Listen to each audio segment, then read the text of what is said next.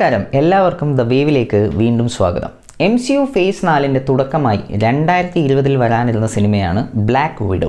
നിർഭാഗ്യവശാൽ Covid pandemic കാരണം മാറ്റിവെക്കേണ്ടി വന്നു ആ സിനിമ. ബ്ലാക്ക് വിഡോ സോളോ മൂവിയുടെ അനൗൺസ്മെന്റ് മുതൽക്ക് തന്നെ MCU ഫാൻസിന്റെ പ്രതീക്ഷ ഒറിജിനൽ അവഞ്ചേഴ്സ് ടീമിലെ തങ്ങളുടെ പ്രിയപ്പെട്ട ക്യാരക്ടറിന് അർഹതപ്പെട്ട ഒരു ഹോമേജ് ആകും എന്നതായിരുന്നു. സ്കാർലെറ്റ് ജൊഹാൻസൺ നട്ടാഷ റോമനോഫ് അഥവാ ബ്ലാക്ക് വിഡോ ആയി ഒരു അവസാന വട്ടം കൂടി ഈ ചിത്രത്തിൽ വരുന്നു. ചിത്രത്തിൻ്റെ മിഡ് ക്രെഡിറ്റ് സീൻ എൻഡ് ഗെയിമിലെ ഇവൻറ്റ്സ് അങ്ങനെ തന്നെ ഉചിതമായ രീതിയിൽ തന്നെ തുടരുന്നു എന്നും കാണിക്കുന്നു.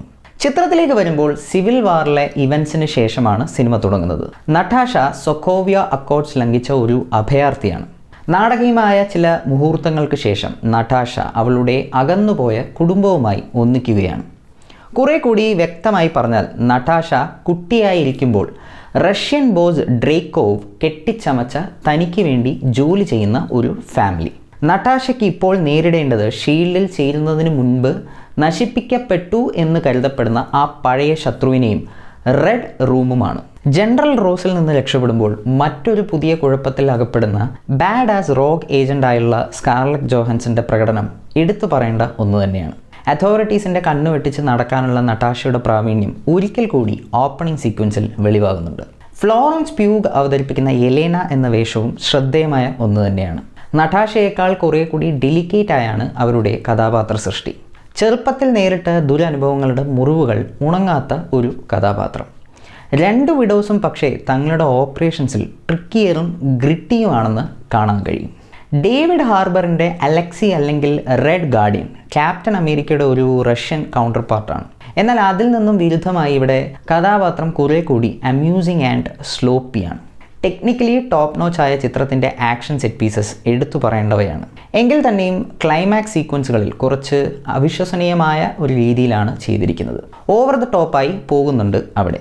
നട്ടാഷ ഏതെങ്കിലും ഘട്ടത്തിൽ തൻ്റെ പഴയ ശത്രുവായ ഡ്രേക്കോവായി കോർക്കേണ്ടി വരുമെന്നത് ഉറപ്പാണ്. ഫ്രീ വിൽ നിയന്ത്രിക്കുക എന്നതും ലോകത്തിലെ അബൻഡൻ്റ് ആയ നാച്ചുറൽ റിസോഴ്സസ് ആയ ഗേൾസിനെ ഉപയോഗിച്ച് ലോകം നിയന്ത്രിക്കുക എന്നതുമായ അയാളുടെ ഹീനമായ ലക്ഷ്യങ്ങൾ കഥയിലേക്ക് താല്പര്യമുണർത്തുന്നുണ്ട്. ആവശ്യത്തിന് ത്രിൽസും ആക്ഷനും ഉണ്ടെങ്കിലും അംബിഗ്വിറ്റി എലമെൻറ്റ് ചിലയിടത്ത് വർക്കാകുന്നില്ല. ഉദാഹരണത്തിന് വില്ലൻ്റെ ഫെറാമോൺ ഷീൽഡ് പോലെയുള്ളവ അല്ലെങ്കിൽ മൈൻഡ് കൺട്രോൾ ആൻറ്റിഡോട്ടായി കാണിക്കുന്ന ചുവന്ന വസ്തു എന്നിവ കുറച്ച് ആർട്ടിഫിഷ്യൽ നിറഞ്ഞവയായിട്ടാണ് അനുഭവപ്പെടുന്നത്. ടാസ്ക് മാസ്റ്ററിനെ ചുറ്റിപ്പറ്റിയുള്ള മിസ്റ്ററി ഒരു നിരാശയായിരുന്നു. പ്രത്യേകിച്ച് ടാസ്ക് മാസ്റ്ററിന് ക്യാപ്റ്റൻ അമേരിക്ക വിൻ്റർ സോൾജർ എന്ന ചിത്രത്തിലെ വിൻ്റർ സോൾജറായുള്ള സമാനതകളാണ് കാരണം. വിൻ്റർ സോൾജർ ആ ചിത്രത്തിലെ ഒരു ഹൈ പോയിൻ്റ് ആയിരുന്നു, എങ്കിൽ ഇവിടെ അതിന് കഴിയുന്നില്ല. നട്ടാഷ ഇവിടെ ഡ്രേക്കോവിനെ സ്വാധീനിക്കുന്നതും അവഞ്ചേഴ്സിൽ ലോക്കിയെ മാനിപ്പുലേറ്റ് ചെയ്തതിന് സാമ്യമുള്ള രീതിയിലാണ് കാണുന്നത്. ഒടുവിൽ നട്ടാഷ രണ്ട് കുടുംബങ്ങളെയാണ് നേടുന്നത്. എൻഡ് ഗെയിമിൽ ഡിസ്ട്രോട്ടായ രീതിയിലുള്ള നട്ടാഷയെ കാണിക്കുന്നത് ഇതിലൂടെ എക്സ്പ്ലെയിൻഡ് ആണ്. വിഡോസിനെ റെഡ് റൂമിൽ നിന്ന് മോചിപ്പിച്ച ശേഷം എലേനയുടെ ദൗത്യം ഡ്രേക്കോ ലോകത്തിൻ്റെ മറ്റു പല ഭാഗത്തും വിനിയോഗിച്ച ബാക്കി ഗേൾസിനെ മോചിപ്പിക്കുക എന്നതാണ്. അതുപോലെ ക്യാപ്റ്റൻ അമേരിക്കയുടെ റഷ്യൻ കൗണ്ടർ പാർട്ടും തിരിച്ചു വരാൻ സാധ്യതയുണ്ട്. ഫാൽക്കൺ ആൻഡ് വിൻ്റർ സോൾജർ സീരീസിൽ വരുന്ന മിസ്റ്ററി ക്യാരക്ടറായ Contessa Valentina Allegra de Fontaine അഥവാ വാൽ എലേനയുടെ മുന്നിൽ മിഡ് ക്രെഡിറ്റ് സീനിൽ വരുന്നുണ്ട്. എലേന അവർക്ക് വേണ്ടി ഓൾറെഡി വർക്ക് ചെയ്തുകൊണ്ടിരിക്കുന്നതായാണ് കാണിക്കുന്നത്. അതിനോടൊപ്പം സീരീസിൽ കാണിച്ചതുപോലെ ജോൺ വാക്കർ അഥവാ US ഏജൻറ്റിനെയും അവർ റിക്രൂട്ട് ചെയ്യുന്നുണ്ട്.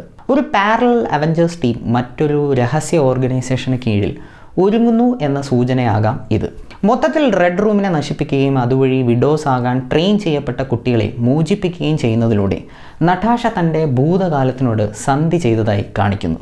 ഒരു പക്ഷേ ഇതവൾ ലോകത്തിന് വേണ്ടി ചെയ്ത സെൽഫ്ലെസ് സാക്രിഫൈസിനെയും ന്യായീകരിക്കുന്നുണ്ട്. ഈ ഒരു ഒറ്റ കാരണം കൊണ്ട് തന്നെ അയൺമാൻ ആൻഡ് ക്യാപ്റ്റൻ അമേരിക്ക എന്നിവർക്ക് കിട്ടിയ പോലെ ഒരു ബെറ്റർ ക്ലോഷർ നതാഷ അറിയിച്ചിരുന്നു. എന്നാൽ ഈ ചിത്രം അത്തരത്തിലൊരു എപ്പിക് മൊമെൻറ്റ് സൃഷ്ടിക്കുന്നതിൽ സ്വല്പം പരാജയപ്പെടുന്നുണ്ട്. ഒരു പക്ഷേ മൾട്ടിവേഴ്സ് എന്നത് ഓപ്പൺ ആയാൽ കഥാപാത്രത്തിനെ നമുക്ക് വീണ്ടും കാണാൻ കഴിയുമോ? പക്ഷേ ഇപ്പോഴേക്ക് കഥാപാത്രം തൻ്റെ പർപ്പസ് നിർവഹിച്ചു കഴിഞ്ഞു. അതുകൊണ്ട് തന്നെ എൻഡ് ഗെയിമിലെ വിധി തന്നെയാണ് നട്ടാഷയ്ക്ക് MCUവിൽ. So until our next video, this is Jairam Gopalakrishnan signing off.